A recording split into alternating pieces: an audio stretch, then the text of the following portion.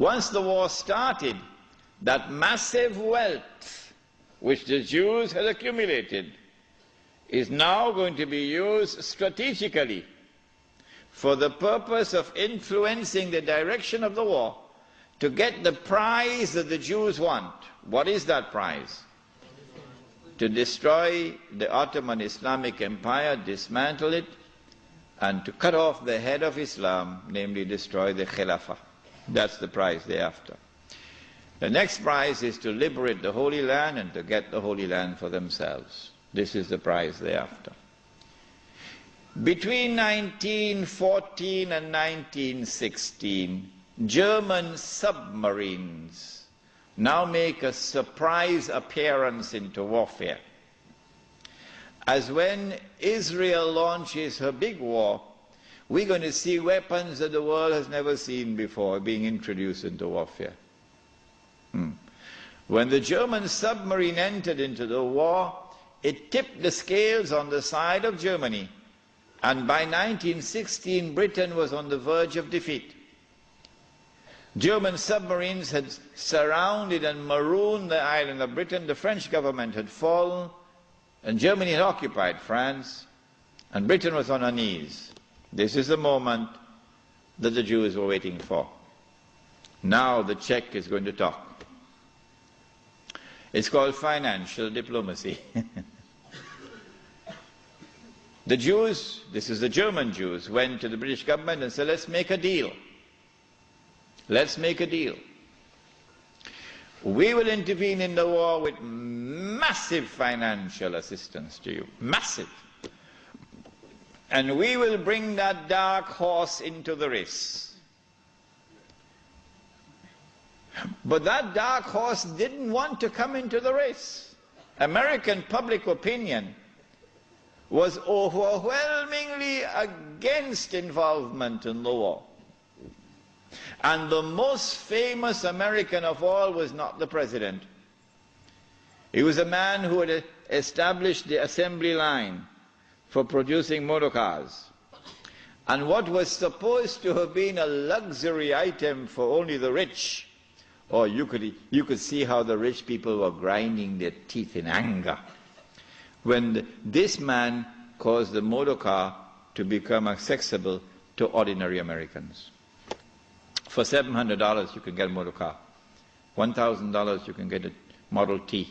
What is his name? Henry Ford. And this man did something else to his workers. He didn't bother about what was the market wage. No.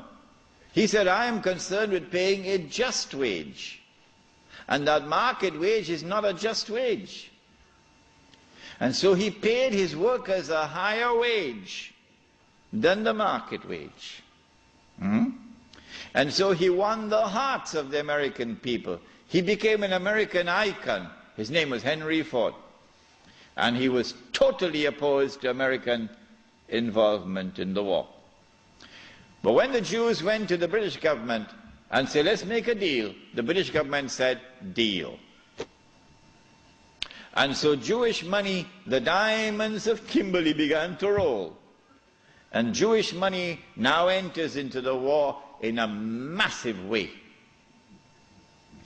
And Jewish influence over the media in the United States is now made to work, and American public opinion is being brainwashed and slowly transformed, until suddenly, to the consternation of Henry Ford and so many Americans, Franklin Roosevelt declares war, and the United States enters into the war. Britain, with this newfound wealth, and with the assistance of the United States, now has a new lease of life, and the war now takes on a direction that the Jews wanted from the first place. It is in 1916 that Jassasa went to work with British spies in Arabia. Lawrence of Arabia, of course, is the most well-known of them. These British spies were sent into Arabia, posing as Muslims. And they went to two actors in Arabia, two. One was Sharif Hosein, Sharif al-Hussein, who was appointed by the Khalifa in Istanbul as the Sharif of the Hijaz, Makkah and Medina, in control. Makkah was under the control of an Arab battalion, but Medina was under the control of a Turkish battalion. And I wish I could understand why the Khalifa insisted on the Turkish battalion under the leadership of Fakhri Pasha to defend Medina. I don't know why. So when the British spies went to Hosein, they offered him the moon. They offered him the moon. We will liberate the land of the hated Ottoman Turks, and we will give you independence and freedom, and you will now become the king of the Arabs. Remember, Britain is not talking about Khilafa. No, we'll make you the king of the Arabs. And we also prepared to offer you a little, you know what, just £7 million. Huh?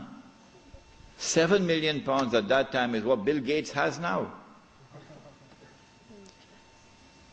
Sharif Hussein, the great-great-grandfather of Abdullah in Jordan now, then betrayed the Prophet Muhammad ﷺ, betrayed 1400 years of history of this ummah, violated the plain and clear command of Allah subhanahu wa ta'ala in the Quran in Surah Al-Ma'idah, in which He commanded us, Ya ayyuhalladhina amanu la tattakhidhul yahuda wan nasara awliya.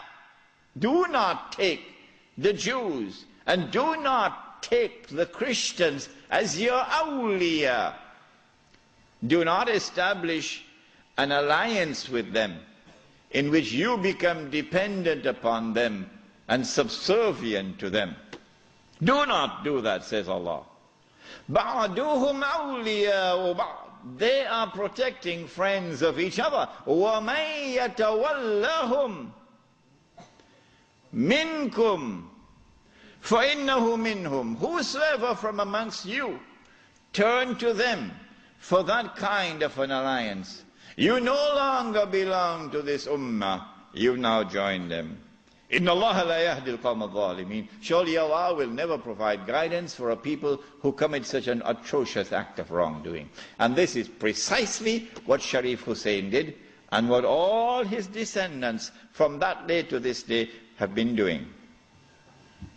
But the chickens are coming home to roost now for Abdullah. And the chickens are coming home to roost for Abdullah. When Mr. Bush attacks Iraq, then you're going to see Abdullah's suitcases at work. Yeah. They're all packed already, you know. They're all packed already. As soon as Mr. Bush attacks Iraq, you'll see where Abdullah is going to be heading for.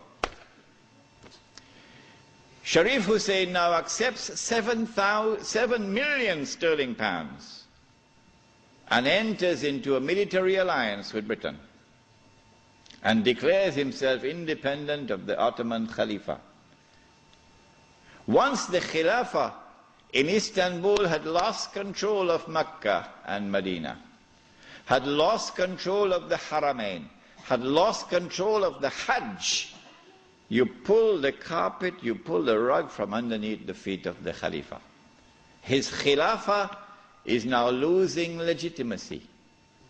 Can anyone be Khalifa? Can you appoint a Khalifa here in downtown Lakemba? Can Mullah Umar have been recognized as the Khalifa? No, why not? Because when the Hajj comes, Amirul Mu'mineen Mullah Umar will have to apply for a Saudi visa to perform the Hajj. Huh? And if the Saudis reject the visa, the Khalifa can't perform the Hajj. All right? And so the British calculated, if we can wrest control of the Haramain and the Hajj away from the Khalifa in Istanbul, then the legitimacy of his Khilafah will begin to crumble. And so this was 1916. The British spies then went to the second actor in the Arabian Peninsula. I mean, Britain has a PhD in deception. If you want to destroy the Khilafa, okay, you have to make sure that it cannot be restored. How can you take the entire world of Islam with so many ulama and ensure that not only is the Khilafah destroyed, but it cannot be restored? That's a tall order. How to do it?